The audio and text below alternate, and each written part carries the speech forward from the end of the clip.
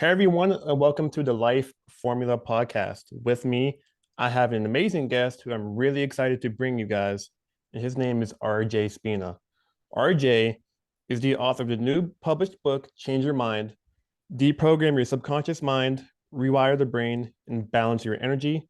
And his previous book is Supercharged Self-Healing, a revolutionary guide to access high frequency states of consciousness that rejuvenate and repair. I highly recommend checking those two books out. They will be in the description and show notes below. And also, the link to all of RJ's social medias will also be in the description and show notes. So, with that being said, your new book, RJ, Change Your Mind. Who is that book written for? Well, I would say, Sean, and I'm glad you've enjoyed both books so much. I would say that Change Your Mind is literally for the entire population. Because what happens when we incarnate or reincarnate, however you want to look at that, is that all of us are subject to low frequency societal conditioning and brainwashing. Now, what that really means is the overwhelming, if not nearly all of our desires and intentions are not authentic to who and what we really are. They're basically implanted into our mind. We don't realize it. And then that is what dictates our behaviors. So if we want to lead an authentic life, a life filled with joy, a life filled with success, whatever your definition of success is, the only way to really do that is to own your own. Because if you don't own your own mind, who does? Or what does? And the teachings in the most recent book, Change Your Mind, are literally the blueprint, step-by-step process to remove the limitation programs that are literally drilled into us the moment that we get here, and for every single individual to be able to lead the life that is the most joyous, the most successful, and the most authentic to them. But that is only through deprogramming the subconscious pattern egoic mind. Speaking on the subconscious mind, how important is the subconscious mind and how big is the role that it plays into our daily lives? Sean, it's the most important aspect because scientists today, I'm not a fan of scientists, but scientists today, what's turned into science, I should say, have determined quite accurately, because I get almost the same number, that 95% of reality creation comes from the subconscious mind. So if we all looked at that for a second, the overwhelming majority of our life is created by an aspect of our mind we have no conscious access to. Our thinking mind, at best, plays a minuscule or 5% role in the life that we create for ourselves. Now, this should give everyone great pause, because the gold, the treasure that has not been discovered, and now it has, is access to this massive reality creator, which is the subconscious mind. So it's incumbent upon all of us that we have to learn how to do this in a very easy and robust manner, which is what the book lays out, because without access to the 95% reality creator, we have very little ability or say in creating the life that we know that we're capable of and the life that we know that we truly desire. Where do our desires come from? I always ponder this question, like, does our desires come from our mind? Does it come from our body? Or does it come from our soul, or better use of your word, sentience? Where do our desires truly come from? What a brilliant question, Sean. They come from all of the above. Everything that you just said, they come from all of the above. Now, from my perspective, we want to live out and experience the fulfillment of the desires that are authentic to who and what we really are, our sentience, our I am. People use the word soul, but I think we have a much better definition of that word now. So we want to live out the desires that we set into motion before incarnation or before reincarnation. We call this a life plan. Now, if we're not aligned with our true self, then the desires that we're going to try to pursue all life will be the ones that have been programmed into us, and they're not authentic to us. Now, this is the reason why the overwhelming majority of humanity is completely and utterly dissatisfied with their life. They're unhappy, they're depressed, they have anxiety. It's because they're trying to be something and someone that they're not. And this is what I mean about the programmed mind. You're trying to live up to these beliefs, concepts, ideologies, brainwashing. Let's call it what it is, because that's exactly what it is. It's not authentic to you. So as we're pursuing these goals, and even if we attain them, they feel empty. They feel meaningless.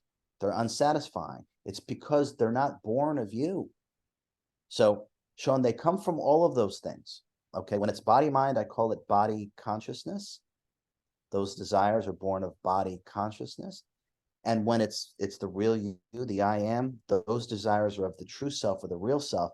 And that's when we're truly passionate, we're purposeful, joyous, and we feel fulfilled just by the process, not necessarily the fulfillment of the goal, but just by following our own path that is authentic to us, that is authentic to the I am, to the soul, if you want to use that word. That's a life worth leading from my perspective.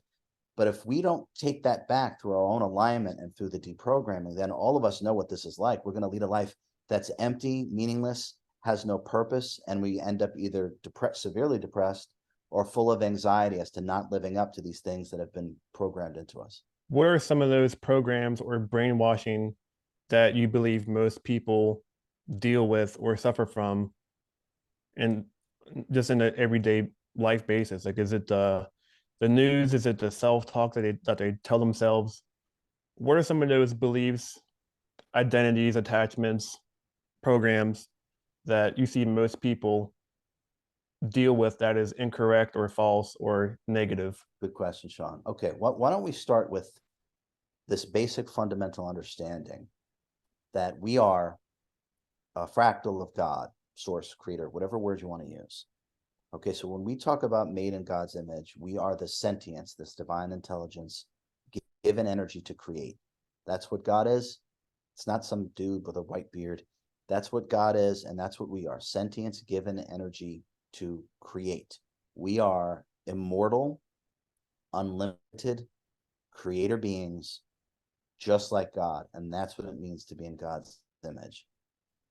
Now, excuse me, what is the best way, the most efficient way to subjugate and control and limit an unlimited immortal creator being? Harsh inner criticism, self-talk. So what that means is we stop ourselves. So this is one of the most important things I want humanity to take away, is this understanding. The reason why we don't live the life that we know that we're capable of, that we truly desire, is because we stop ourselves. The self-talk, the voice in our head, is the matrix. It is the programming, however you want to say that. That's what that is. That's not you. And it's tangibly provable that it's not you, because you're the awareness of this voice in your head that is constantly holding you back, that is constantly criticizing yourself, that is constantly telling you you're not good enough, constantly telling you you're not going to make it. This is the ultimate insidious and brilliant black magic spell that has been put over humanity for thousands of years. The only way to stop an immortal, unlimited creator is for each one of those individual, unlimited, immortal creators to stop themselves. That's the self-talk.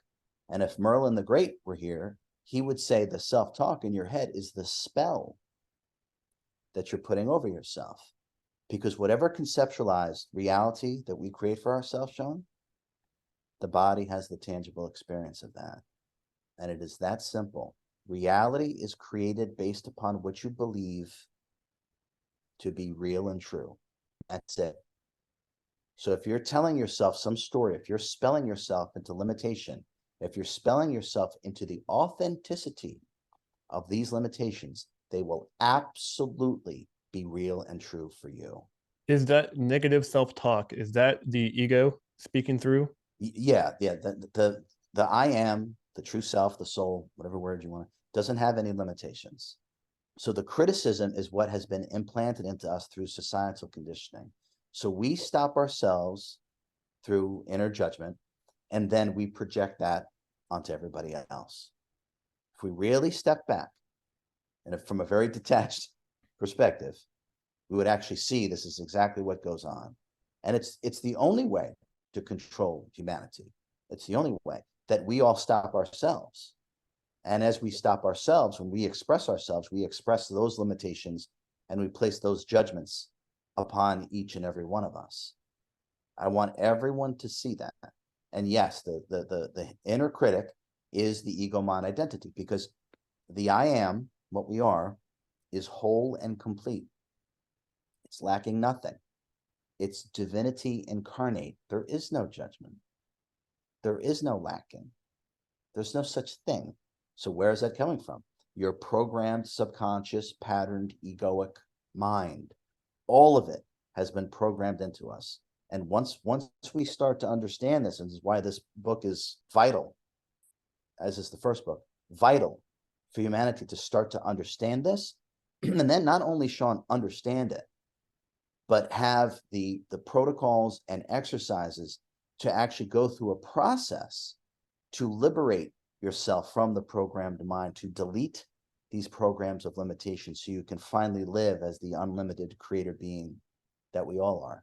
If you could please share one of those strategies, exercises, techniques to help reduce the ego from having its power and control over you. Oh, there's so many. Okay, the first thing I would say is meditation. Okay. Over the last, let's just say 8 years since I became permanently paralyzed, I've worked with thousands and thousands of people. And I would say the most common struggle they have, Sean, is they tell me they can't meditate. And they've tried this, they've tried that. They get their incense, their crystals, their headphones, whatever. I like incense and crystals. That has nothing to do with meditation, but they've tried and tried and tried, and they can't do it. So I really want the truth to be known about this. The self, the I am, what we are, is meditation. We exist before there's a thought. We exist before there are emotions. We exist before the body. We exist before bodily sensations. So we already are meditation. Now, why this is important to understand is that means that there's nothing we need to do, acquire, or become to already be what we eternally are. It's just a matter of being present. Now, the more that you can be present, and one of my favorite magic tricks to change the energy and to bring us to the present moment is just simply to just pretend that you just arrived here. No past, no future.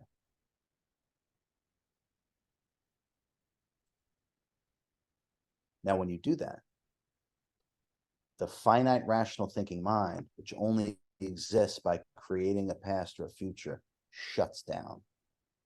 It needs a past or a future. The ego mind identity needs a past or future to exist, because if it's present, it dies. So by pretending that we just arrived, no past, no future, we're not present. Now that took 1 second. And we went from not being able to stop thinking to not being able to think in 1 second. This is the power of the I am, of the true self. Now, when we start to do that, we're going to begin to realize through self-inquiry, through the teachings in these books, that these thoughts that pop up don't belong to us. They have been programmed in based upon identifications with beliefs, concepts, so-called knowledge, ideologies, roles, and identification with experiences. Now, meditation will give you the clarity, the detachment, and the power by reclaiming your energy to be able to create the life that you want. So I would say for everyone to start with meditation. And as we just found out, meditation can be done in 1 second without any effort, and that's because we already are meditation.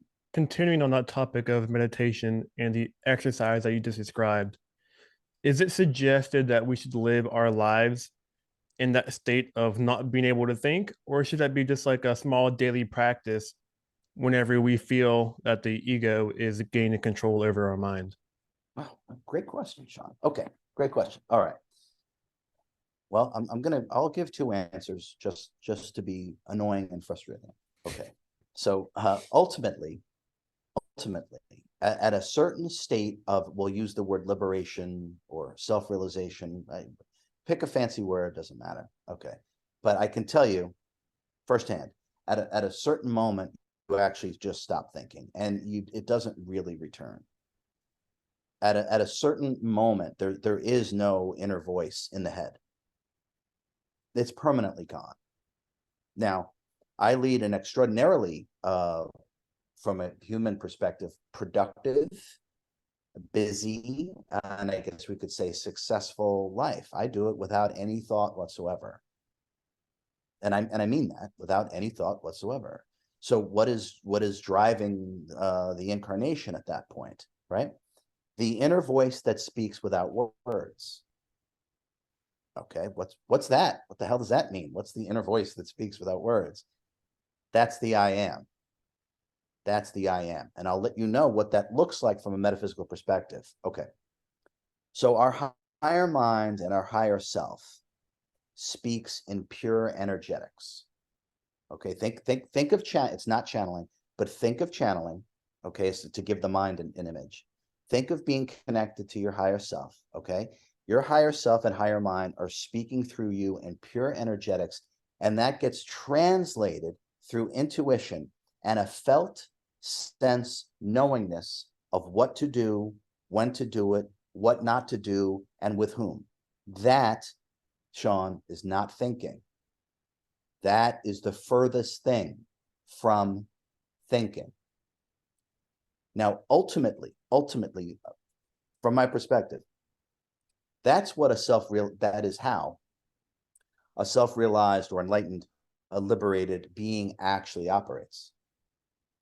That's actually what it's like, and that's actually what's happening. Now, so that's the first answer. Now, like I said, I'll be annoying and give two answers to the same question. So the other aspect is there's nothing wrong or right with thinking.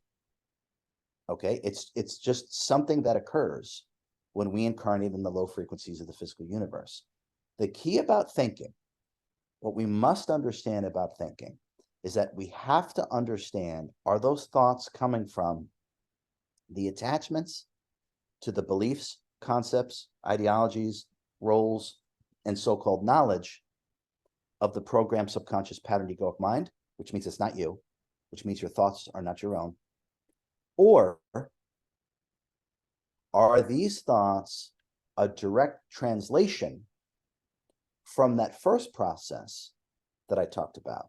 Now, how we know it's a direct translation from the first process, from a liberated or enlightened state of consciousness, is that when we have full communion with who and what we really are, to realize the self-realization, there's the term, right?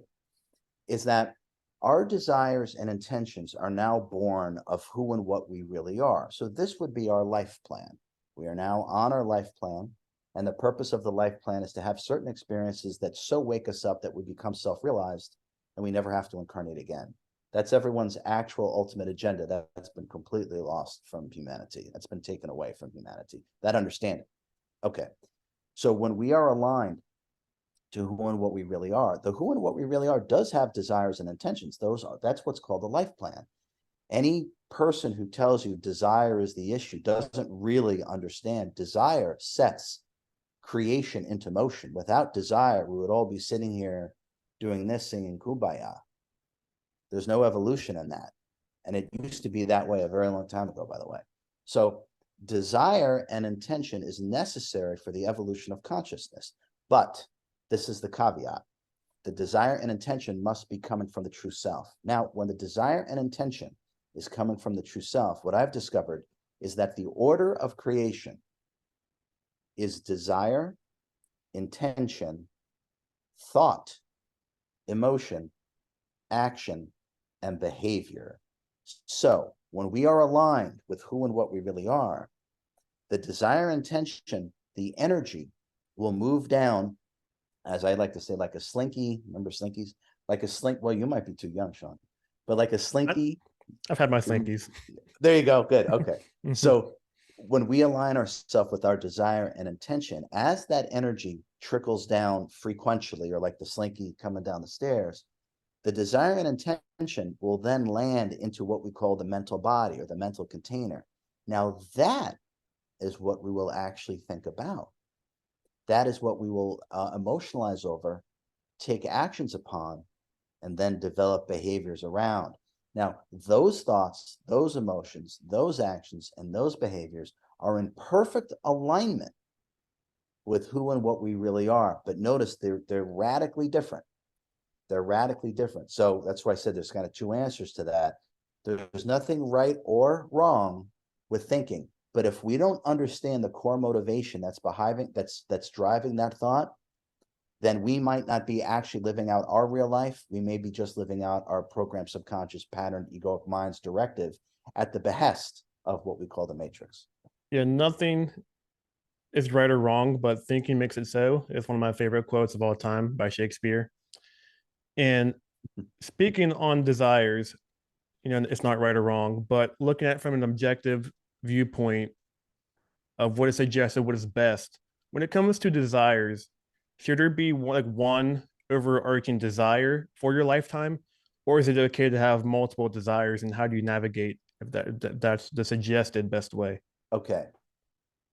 That question, I think, to best answer that question, Sean, we have to look at, are we talking about desires born of personhood? Or are we talking about desires born directly of the I am, the soul, whatever, the true self? We have to really first make that delineation in order to answer that question accurately and honestly. So the ego mind identity is always going to have multiple desires because inside it's fragmented. It's completely fragmented. It has this belief, that belief, this concept. It's identified with this role, this experience, this so-called knowledge. So it's going to have multiple fragmented desires that are not authentic. So that's what happens when it's born of personhood. Again, no right or wrong either, because ultimately it's just an experience either way. Now, when we are, from my direct experience, when we are more aligned or fully aligned with the I am, the desires become crystal clear and quite simple. And essentially, they're really about your own joy and your own passion.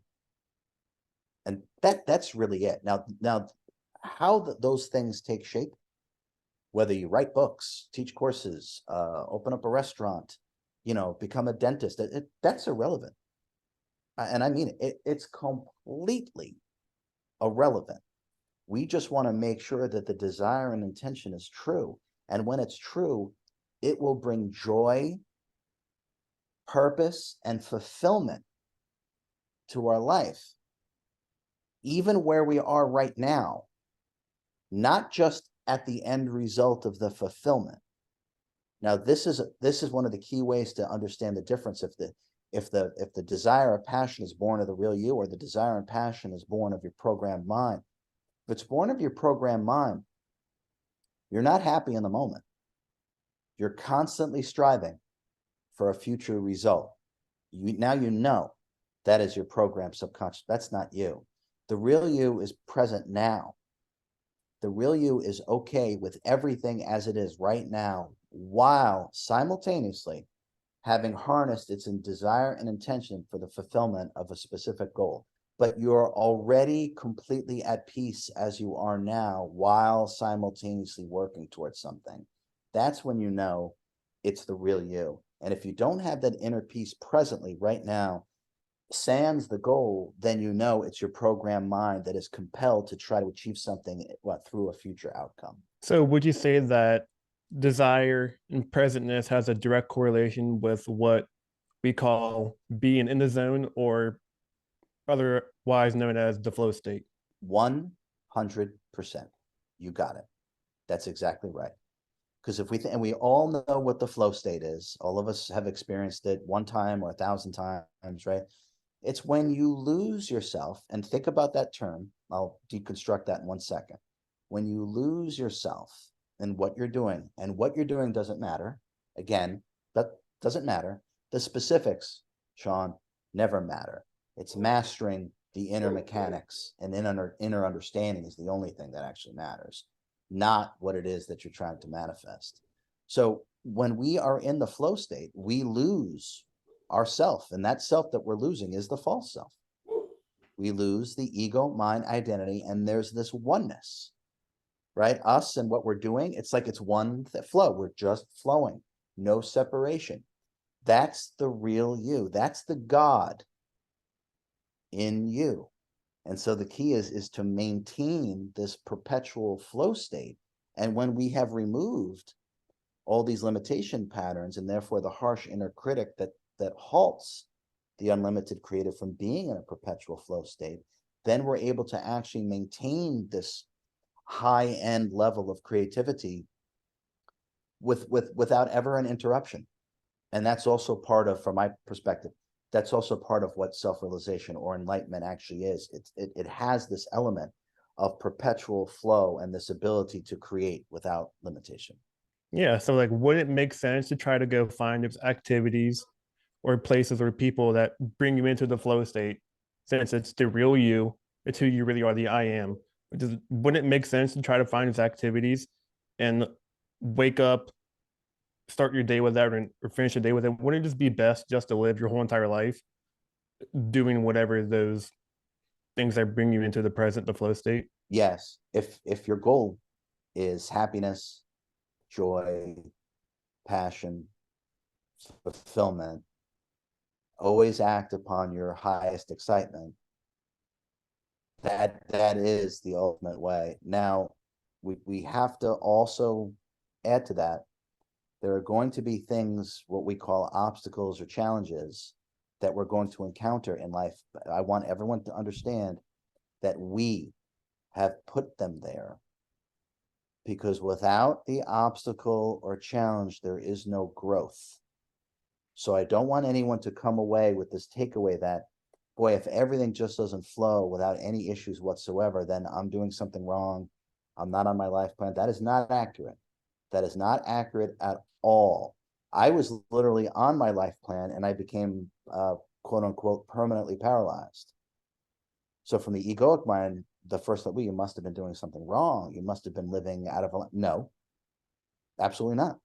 That was part of my life plan. So it is this perpetual flow. We want to act on our highest excitement, and we don't want to shy away or capitulate to challenges or obstacles, because we put them there to see ourselves in the act of creation, overcoming them, which is what all growth is. So when obstacles inevitably come into our path, from my understanding, that there's three ways to handle it. You can either, one, just use an analogy so everyone can understand. Just say you're walking down a road and there's like this huge boulder that's in your way, but you need to go to the other side of the boulder, perhaps to work, to see your family or whatever. Doesn't matter. There's a big boulder in your way. You can use a tree if you want. And it's an obstacle. It's literally an obstacle in your path. You can either turn around and just not bother or mess with it at all. You could go around it, which may take a long time, a lot of stress and anxiety, and a lot of energy and motion, or you can go straight through it, either climb over it or, grab a chainsaw, whatever it takes to get through it.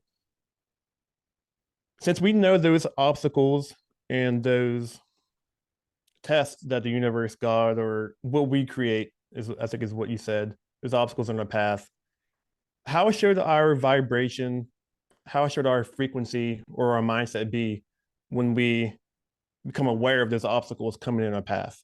Like, should we always be in a high vibrational state? Should we always be going through the tough times in terms of love and wisdom and joy and like the higher frequency selves? Or is there power? This could be a side tangent, a second question.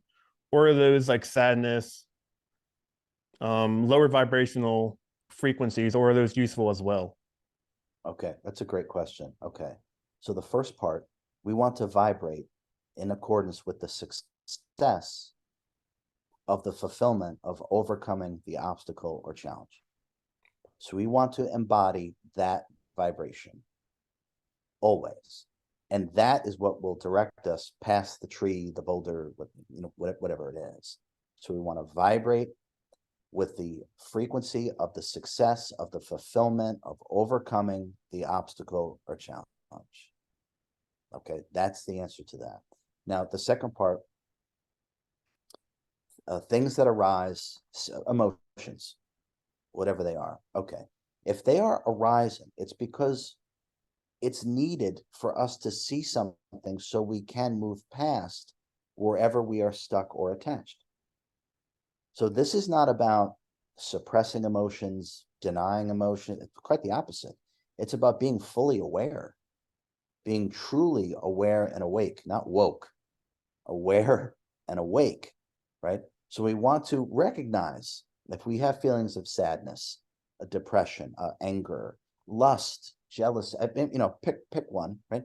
So these things arise for a reason. And when we meet these things, instead of ruminating on them and identifying with them, Sean, if we simply meet these things with pure presence, pure awareness, that I am is so supremely high frequency, it will alchemize the low frequency emotions that are coming up, and we'll be able to move right past it rather than stewing in it, right? One instance occurs that we get upset and sometimes we're thrown off for all day, a week, a month, a year, right? When we work with ourselves properly and we meet it with the awareness, it'll alchemize it. And in no time at all, we'll be able to move, we'll get the clarity and we'll be able to move right through it. And that's really from my perspective, the most optimal way to work with low frequency emotions that come up. Yeah, like an example for that for me in my life, which a lot of friends, a lot of family members see me as kind of crazy or weird, but I have a tattoo on my inner biceps, memento mori. Remember you were mortal, remember you're going to die one day. It's Latin. And I got it from studying Stoicism these past couple of years. So I've been diving into deep thinking in that terms of remember that you're going to die one day and just trying to live according to. Simple enough. The most common quote is YOLO, you only live once. And I've been thinking about death every single day as a motivator, not in a morbid way, but understand that everyone and everything dies. And I've been able to alchemize those lower vibrations of sadness or regret from people or things dying. And that's just like an example I just wanted to bring up because most people see me as weird for not having a huge attachment to, for example, let's say one of my best friends dies or something. People in society and people just expect you to be hung up on that for hours, to go out and drink in honor of them, or just be caught up in tangibly just like lose your life just because that happened. But what I've been able to realize over these past couple of years, diving into spirituality and looking inwards, is that if we are a fractal of God, are we just returning to the source? Essentially, it's like if we're all parts of God, we're all the same exact thing. And what's the whole point of crying and being depressed and being a low frequency lifestyle for days, months, years afterwards? I feel like that's just like a wasted use of energy.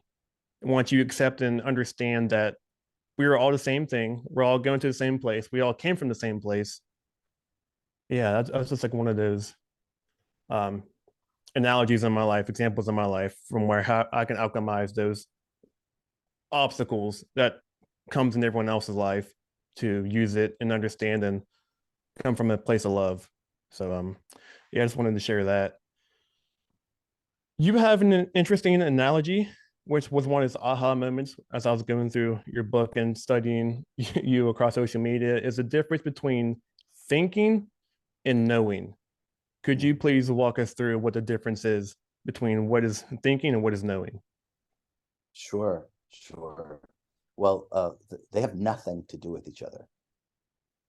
They have nothing to do with each other. We only think about what we don't know.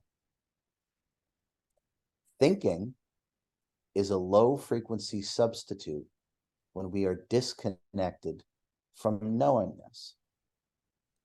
Now, when we incarnate where you and I are now, the low frequencies, not the third dimension, third frequency, when we incarnate into the lower frequencies of the physical universe, we are so far from where we come from, our holistic state of being and interconnectivity with all things simultaneously, we leave that.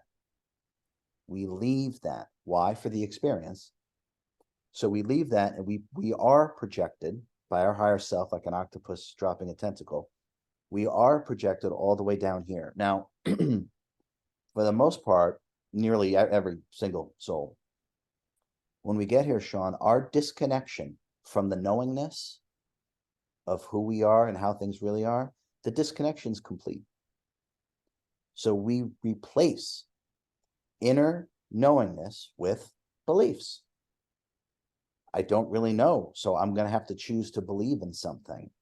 Believe in this, believe in that, or here's a concept that sounds good, or here's an ideology that sounds good. Now, all thoughts are in context to those beliefs, concepts, and ideologies. You cannot think without first having an attachment to something.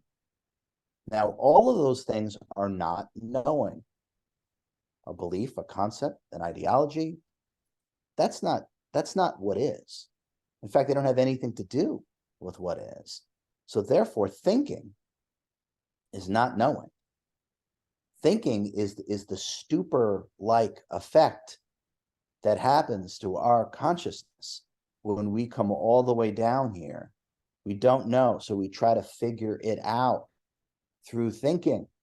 So the question, to come back, thinking and knowing, Sean, they're two sides to the same coin. They're part of, but they're the exact opposite. If you know something, you don't think about it. You know.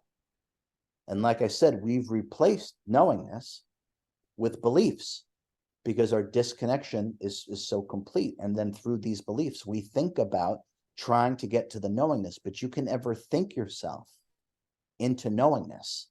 The knowingness will occur prior to thought if you're able to control your energy and be present. There's been these two words that's been coming up into my, you could say, life on purpose, or you could say it's in my reticular activating system. I'm just actively looking for it. But it's the two powerful words, which if you read metaphysics, if you study metaphysics, you'll come across these two words a lot. And those two words are know thyself.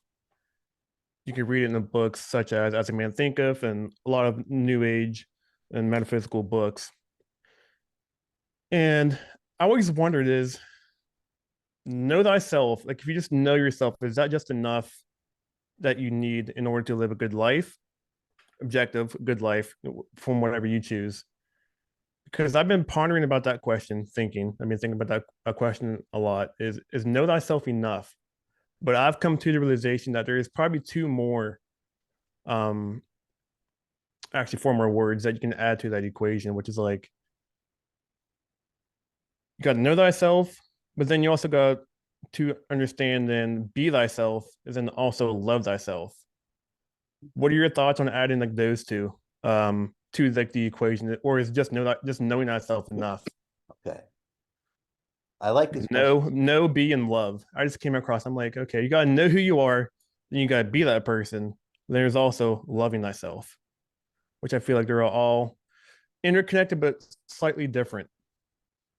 They and it's so interesting because the change your mind is broken into meet the real you, maintain the real you, and express the real you. Now, if you looked at that's for three Interesting. questions. That's for three questions, right? Interesting how that came across. Wow. Yeah, isn't it? And it's very interesting, and it's very Shakespearean in ways that you can't imagine at this moment. Okay, so I'll say this. I think there are nuances. I feel that your line of inquiry is accurate. That they're not quite, because they're not quite the same thing, but you cannot separate them out. You can't be yourself if you don't know yourself, right? it's impossible. How can you be yourself if you don't even know who you are? Right? Okay. You also can't love yourself if you don't know yourself. Right? Okay. But once you know yourself, you know love, because the self is love and wisdom. So when you know yourself, you actually do love yourself. And when you know yourself, it's actually impossible not to be yourself, to be or not to be. We could dissect that in some other talk. I'll tell you what that really means. So there, it's a great way. I love the way that you're looking at it, but they are all interconnected. They're all part of one another. And you actually can't have one without the other. If you truly do know yourself, you know that you are love and wisdom. You'll know that. And when you actually do know yourself, it becomes impossible not to be yourself. But being yourself and knowing yourself requires self-control and self-discipline, right? And this goes back to change your mind. Meet the real you, maintain the real you, and express the real you. It's your exact same question. And now if you end up rereading the book or listening to the Audible with that in mind, it'll completely flavor and fill in completely that question that you just had, the difference between knowing thyself, being thyself, and loving thyself. And we'll see the interconnectedness of them and how each one, I would say, even creates the other, which therefore means you can't have one without the other. You can't love thyself without knowing thyself, because thyself is love. And once you know yourself, you cannot not be yourself. They're all interconnected, but they're not the exact same thing. That's a great question, Sean. And you're one of my favorite authors just because I like understanding simple term or complex situations, questions, ideas, and I like understanding them as if someone can explain it to me like a 5-year-old. And you're my favorite author in terms of explaining those types of concepts because you use analogies. I'm a huge analogy person. And I wonder if there's like a good or a new analogy that I can conjure from that, from knowing thyself, being thyself, and loving thyself. That'll be something interesting to explore on that one. Just want to put that out there into the universe. Speaking of analogies, I love all of them that you use. What are some of your favorites that you like explaining to people? It seems one of them that's very helpful is the idea of the octopus and the tentacle. So because, as we talked about before, Sean, the disconnection from who and what we really are and where we come from is complete. And it's complete so we get the most out of the experience. It's designed to be that way. So I don't want anyone to think, well, what's wrong with me? I'm not connected to my higher self. There's nothing wrong with you. That's actually the part of the plan through incarnation into lower fruits, to be so cut off that you have to go within to awaken yourself to then reconnect to who and what you really are. And when you do that on the deepest levels, that is what enlightenment is. It's exactly what it is. Okay. So I think one of my favorite analogies, because it opens the door to more of the truth, to more of what we are in a very simple way, right? Is this idea of I know it's my fist, but the idea that this is an octopus, and for the octopus to experience, what the water is like a bit below, it drops a tentacle to see, oh, let me see, what is it down? What's the water like right over here? Okay. Now, the octopus is our higher self, the oversoul, the Godhead. I call it our totality. It's all the same thing. Those all mean the exact same thing. Okay. So if we start to realize that we are part of this much larger being, and we are simply a projection, an aspect, a soul of this much larger being, and for this much larger being to see what things are like down here, the lower frequencies of the physical universe, where you and I are right now physically, is this projection of the tentacle, dropping the tentacle down, and to realize that we are part of a much larger being. And in fact, it's my direct experience, we're 2.5% of this much larger being. We are a temporary individualization, an incarnation of a much larger being. And when the incarnation is over, the octopus, and there's a lot to this, but the octopus then brings the tentacle back up, and now we're back in our oneness, our wholeness, our completeness, access to everything simultaneously, no more beliefs, no more concepts, right? Those are seen for what they are, delusion, right? So if we can start to see ourselves, because this will also help us with the idea of connecting to our higher self, we are, the tentacle is still part of the octopus. It's not severed. We're not disconnected. We're not, but we now have to work on the reconnection. And that's the inner work. That's the inner work. And true inner work will eventually lead to this reconnection with what you really are. And when you reconnect, the octopus, when you reconnect with what you really are, that's what enlightenment is. That's what self-realization is. It's full communion with your higher self. And from my perspective, just to add to that, an authentic self-realized or enlightened being, they are wildly different. Okay, there's a lot of things or proclamations about today about people that say they're enlightened, or not from my perspective. An authentically enlightened being would have access to all of this information, boundless amounts of information that the finite mind will never be able to access. And the wisdom, the love, and the power of an authentically self-realized, because now they have full use of that octopus. They got full use of it, even though they're still the tentacle, they have full use of the octopus. So when we start to work with ourselves and understand that as an analogy, you can actually just go up in frequency, almost like you're traveling up your own tentacle. And I teach a meditation in regards to this. You're going up your Hara line. Just like when you're projected through the Hara line.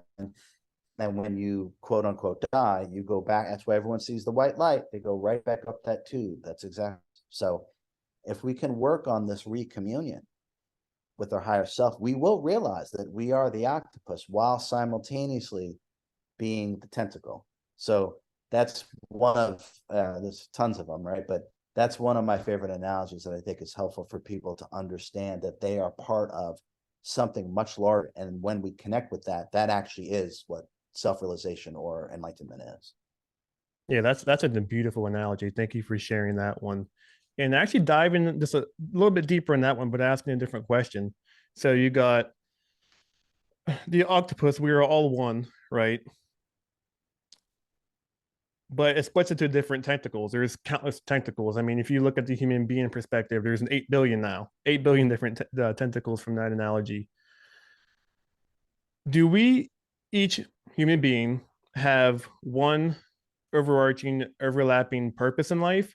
Or do we, each individual tentacle, have a unique one that's subject to that specific person? Another great question. Okay. Let's go back to what you said, Sean. Know thyself. Okay. There's one directive of existence. Know thyself. But I'm going to add to that. Know thyself and all thy infinite potential, because creation is endless. So all existence is operating with that one single mandate. Know thyself and all thy infinite potential. Okay. Now, we'll go back to our octopus, right? All right. There are billions of octopus. Billions. Now, without me going too far in this direction, we have to, well, we don't have to. It helps to understand that not all higher selves are going to project tentacles into a physical incarnation.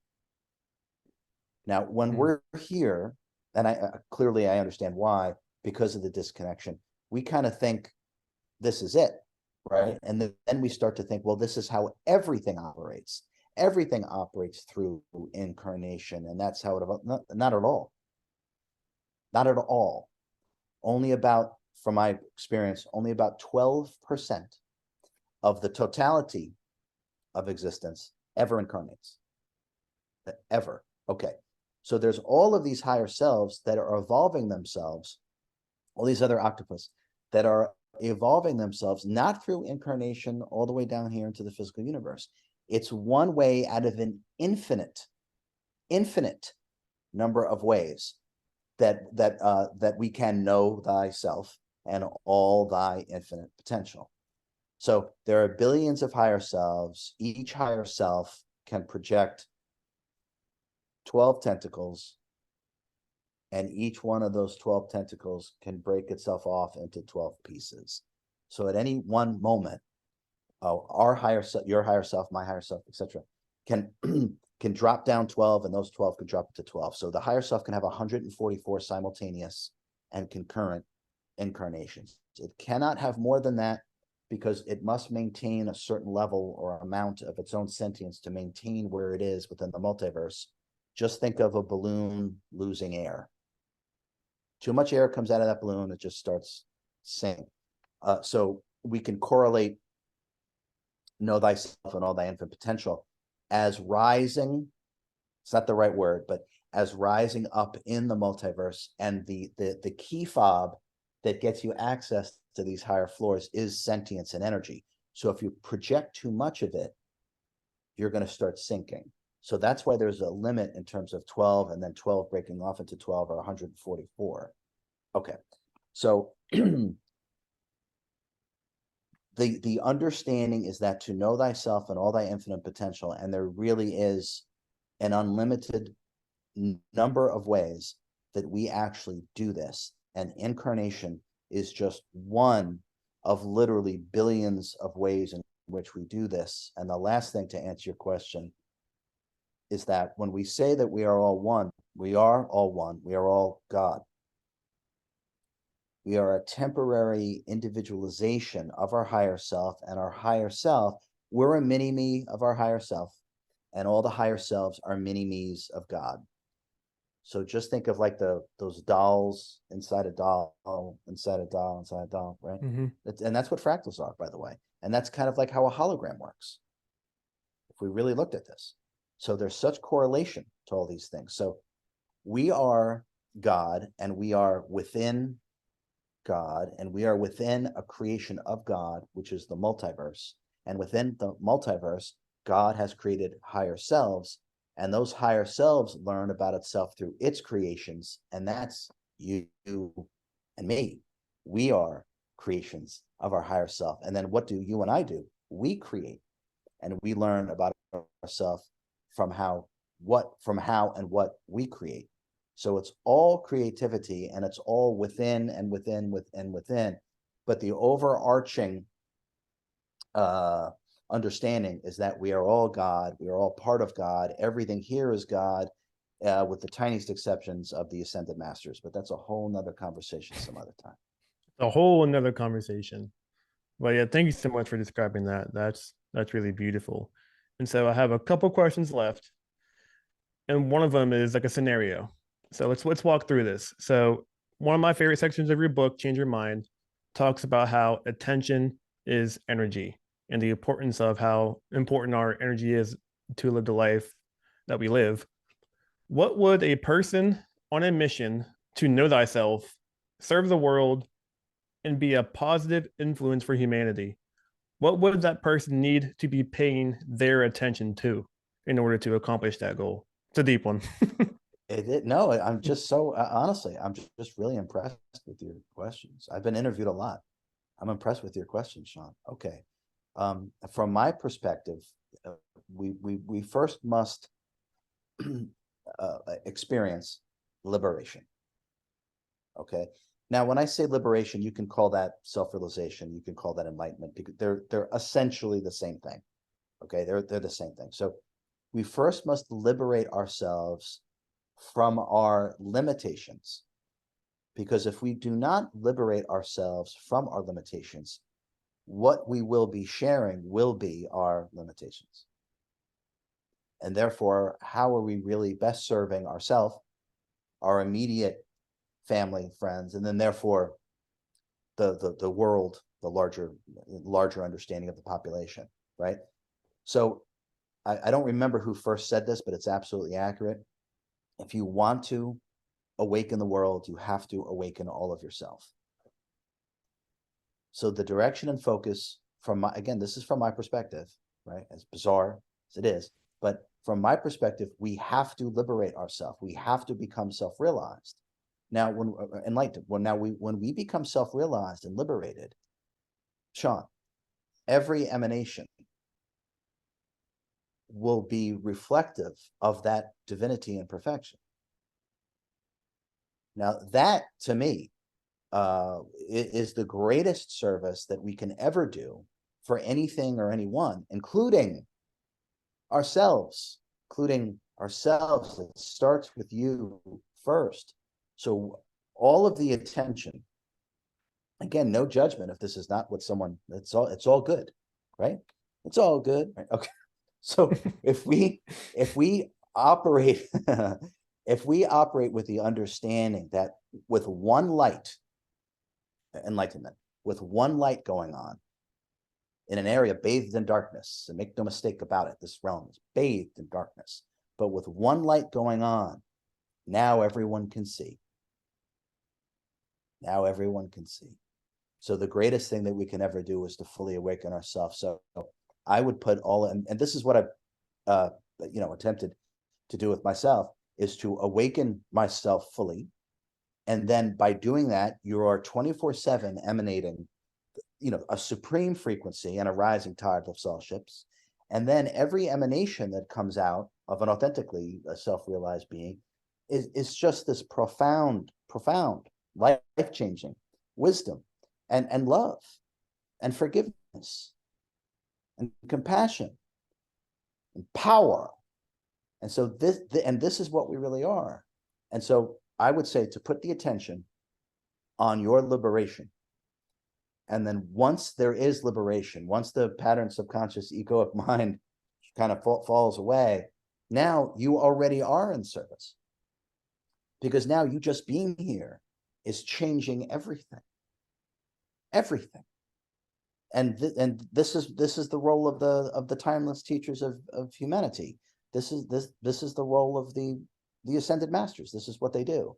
They come here, they give themselves, just like all of us, they come here, they give themselves tremendous trials and tribulations, they transcend it, they overcome it, they realize who and what they are, enlightenment, etc., and then they produce all these magnificent works, wisdom, love, teachings, and understandings. And so all of us can learn from them, which is really the point. All of us can learn from them that they do go through these trials and tribulations, in which they give themselves. And by putting the attention on their own liberation, and then the experience of that liberation, then everything they do is a benefit for all of humanity, and believe it or not, even beyond humanity. Yeah, that's so awesome. And if people couldn't pick it up, but that was a selfish question for me because that's exactly the person I'm trying to become and liberate the world from doing that. I'm trying to understand and know myself and serve humanity for a positive influence to help liberate others. So that was a selfish question for me to hear your perspective on. So thank you for sharing that. All right, I got the last couple questions rounding up is okay. Who, in your opinion, are three people at least, you could name less or even more if you feel called to, who you could say has lived a well or close to a perfect life, whether they're dead or alive? Well, sure. Okay. Buddha, Paramahansa Yogananda, and Plato.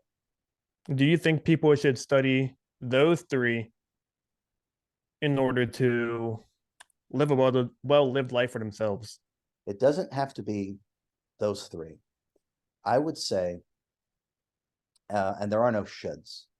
So I would say that if we're drawn to a certain teachers, and those are all incarnations of ascended masters, if we're drawn to the work of Buddha, if we're drawn to the work of Paramahansa Yogananda, if we're drawn to the work of Saint Germain, Christ, pick one, because it doesn't matter. These are self-realized masters. Wherever we're kind of drawn to, and every single soul, I promise you, is, I'll use the word aligned. Every single soul is aligned to one particular master. And there's no right or wrong. It's just vibrational. It's just a frequency thing. So, but every single soul, whether they consciously realize it or not, maybe it's Christ, maybe it's Buddha, maybe it's Yogananda, maybe it's Saint Germain, doesn't matter. I would say where you're drawn, where you are drawn, where there's interest, where there's resonance, that would be the teacher to dive into. Not necessarily, well, I have to choose Christ, or I have to choose Plato, or I have to, no, you don't. No, you don't. Trust yourself. But going in that direction, I promise you, every single soul is aligned with one specific ascended master. Doesn't mean they don't learn from others, but every single soul has one master that they highly resonate with, and most of their evolution of teachings throughout their history is due to their alignment with the teachings of that one particular master, because all of these masters keep reincarnating. They keep reincarnating. Now, it's an accepted spiritual belief that we're channeling Buddha, channeling Christ, okay. Most of the time, 99.9% of the time, that's not who or what they're channeling. But that is an accepted belief system, which I find funny. But it is not an accepted belief system to realize that these masters keep reincarnating, and they do. And most of the time, nearly all of the time, a master is not recognized during their incarnation. They are typically recognized once there's been some distance from them. And then we look back throughout history, and then we say, oh, of course, that was a master. But at the moment, we couldn't see past our own delusions to recognize the divinity of that being. That's so interesting. And to continue on that, does life, do you think from your perspective, does life show that ascended master to you? Or do you have to go out there and research and try to find that ascended master that feels drawn to you? Both.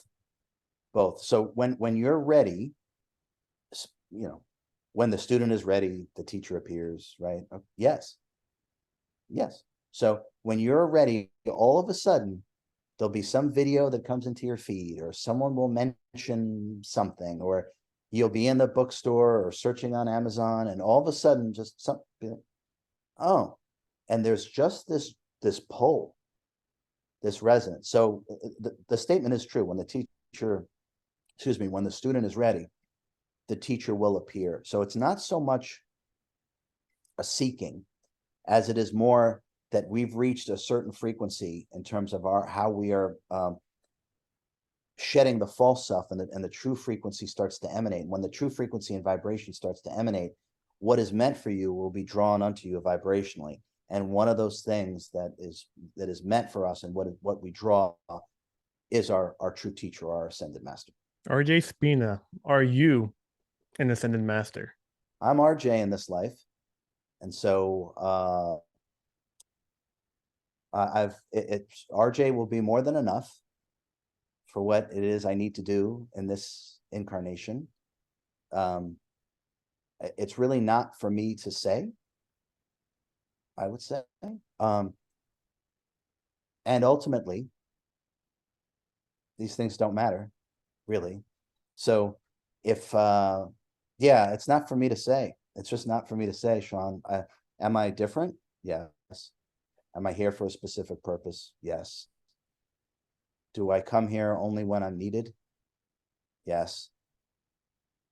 So I kind of gave you your answer without saying it, but ultimately, and I really mean it, it doesn't matter.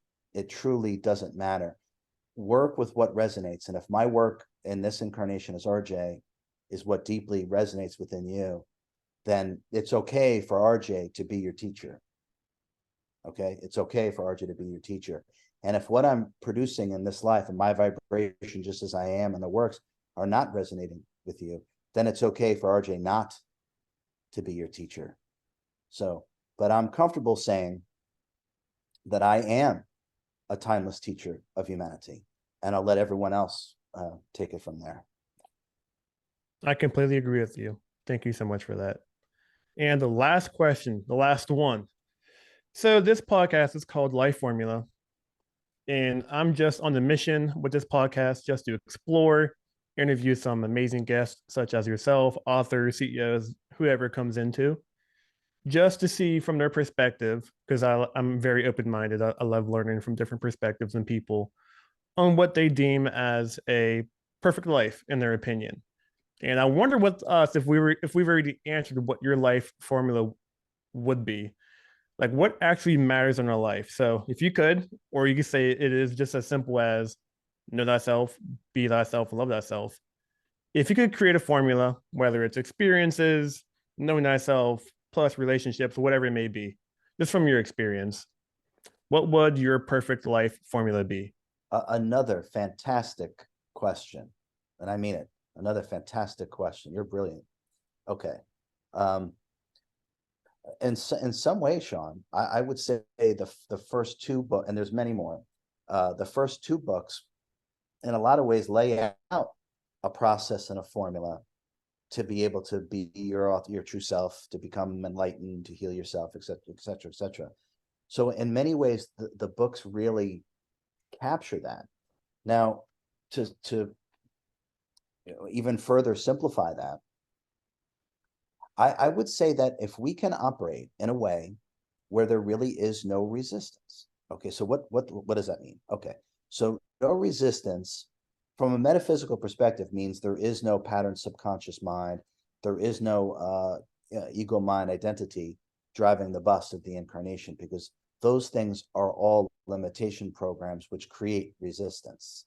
Okay, so the ultimate plan is to become self-realized, but we can make it very simple in that the idea that if you have any issue expressing honestly, if you can't honestly be yourself all the time, and that true self is love, it is wisdom, it is compassion, whose subsets are talents and abilities, and if you can't tangibly feel your own power, then I would say we haven't operated optimally in this incarnation.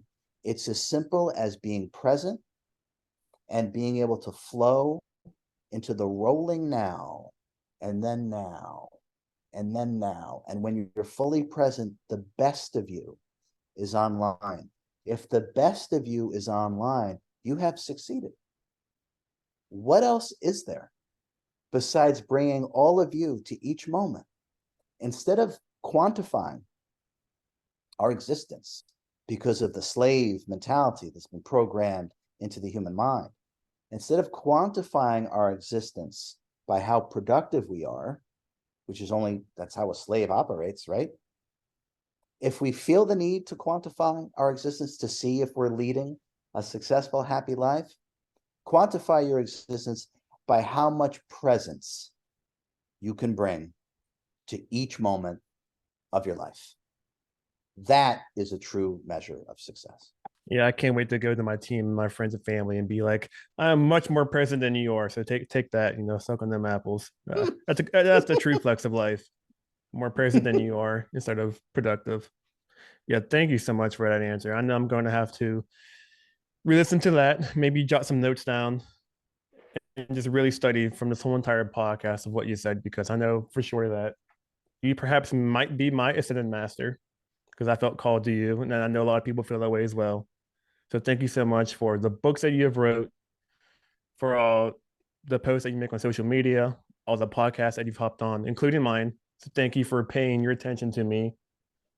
I can't even express it more than words of how grateful and thankful I am for you to give me this opportunity. And lastly, as we wrap up, where can people go to find you or to help serve you on your mission to spread your word, spread your message? Where can people go to find you? Well, first off, thank you for those kind words, and it's been my pleasure to spend time with you, Sean. You're a brilliant young man. You're a brilliant young man. Okay, I don't say that often. Okay, so I say it when I feel it. So okay, where can they go? So my website is ascendthefrequencies.com. Ascendthefrequencies.com. I do have postings, I think pretty much daily. I mean, I don't do them but I will pop on social media and respond. I think I have to you, so I will respond. But the Instagram is RJ Spina, and then I think it's / Ascend the Frequencies. But if you look up RJ Spina, that's my Instagram. The YouTube is the same thing. I believe it's RJ Spina / Ascend the Frequencies. So not too hard to find. What I will share about additional, we're working hard on releasing my remaining schedule for 2023 in terms of classes and courses. And then it'll be shortly followed thereafter with my full 2024 schedule. So I can't recommend enough that people go to the website, sign up for the newsletter, and you get an automatic guide to some of my magic tricks for instantaneous stress relief. So that'll be sent to you when you sign up. But you'll also be kept privy to the classes, courses, interviews that I'm going to be doing, and including a full schedule for 2024. We've already mapped it out. We're just fine tuning. And I've probably at this point, Sean, I don't have the exact number, but there's probably about 100 hours of interviews on YouTube that I've done. I've done many videos on my channel of just me, what I would call everyday enlightenment. I take someone's email and give my bizarre perspective on that question. So there's so much free material that I want everyone to avail themselves of. And if they're called to work more deeply, more intensely, with greater expansion, I'm always teaching courses and I'm always teaching classes. And I would love to see more of humanity join in. It's one of the reasons why I stopped working one-on-one. I used to work one-on-one with people, but at this point, it's not the best use of my life force, of my energy, to work with just one person. So now everything is classes and courses. So I implore people, if you're moved, transformed by these works, by the books, by the videos, join a class, join a course. There is nothing like the energetic transmission that comes from working together one-on-one, let alone I'll be doing a retreat in person, my first one ever. It's sold out, but it's coming out in October, and I plan on doing more retreats as well, so I can actually work in person with people. So ascendthefrequencies.com, the Instagram and the YouTube, and sign up for that way you'll know all the things that are going to be coming out, and you can resonate and participate as well. Awesome. And I'll also include the link to your books, your Amazon link for those 2 books as well. And if you're not convinced yet to purchase his newest book, Change Your Mind, I strongly, highly recommend it. I mean, if you've listened to this podcast, you already feel called. I can already project those ideas and feelings that you need to get this book. Since RJ is now on a mission to spread his message instead from one-to-one to one-to-many, I'm going to give a sneak preview that in his book, Change Your Mind, he does share some one-on-one stories, which I find myself related to a couple of them, which has been life-changing for me and perhaps maybe life-changing for you. So if you would like to see some one-on-one segments of how RJ changes someone's life personally from his stories, it's in the book. So I highly recommend checking those stories out. And thank you again, RJ Spina. Thank you for having me, Sean. It's been my pleasure. And we'll do it again. Thank you so much, my friend.